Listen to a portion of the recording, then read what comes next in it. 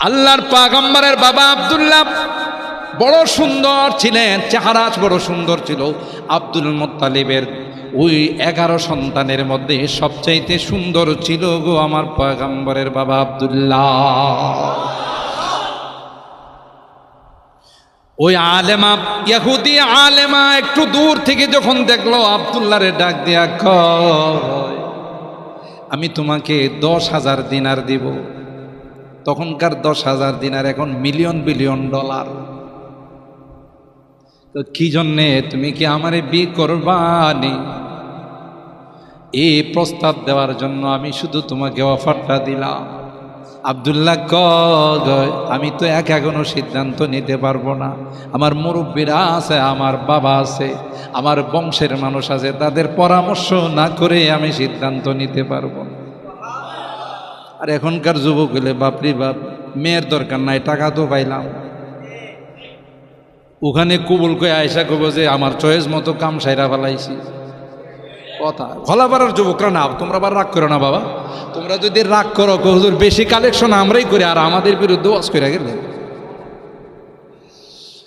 আল্লাহ আল্লাহ আল্লাহ তো আমার নবীকে আমেনার মাধ্যমে পাঠাবে, ওই ইহুদি নারীর মাধ্যমে পাঠাবেন না, ঠিক কেনা বলেন? আল্লাহর পয়গম্বর বলেন, ওয়ালিদতু বিন্নিকালা বিসসাফা। আল্লাহর কসম, হযরতে আদম থেকে নিয়ে আমার বাবা আব্দুল্লাহ পর্যন্ত, আমার মা আমেনা পর্যন্ত, আমার পূর্বপুরুষরা কোনোদিন কোনো মূর্তি দেবতার সামনে মাথা নত করে নাই। যারা আমার পূর্বপুরুষ, এরা কোনোদিন শিরিক করে নাই।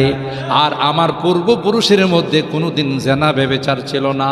আল্লাহ পাক আমাকে যেহেতু এই বংশে পাঠাবেন, এই জন্য আল্লাহ বাছাই করে তাদেরকে নির্দোষ করে সতীত্ব রক্ষা করে আল্লাহ আমার পর্যন্ত নিয়ে আসছেন।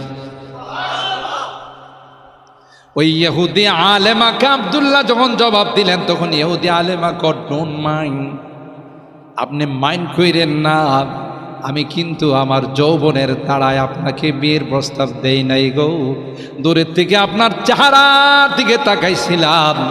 আসমানি কিতাব তাওরাত আমি পড়েছি, ওই তাওরাতের বর্ণনা অনুযায়ী বিশ্ব নবী যার ঘরে আসবে, আপনার চেহারা দেখে মিলাইতেছিলাম গো, আপনার পেটে থেকে বিশ্ব নবী দুনিয়াতে আসবে। আল্লাহু আকবার বলেন। তাই ওই ভাগ্যবতী নারী,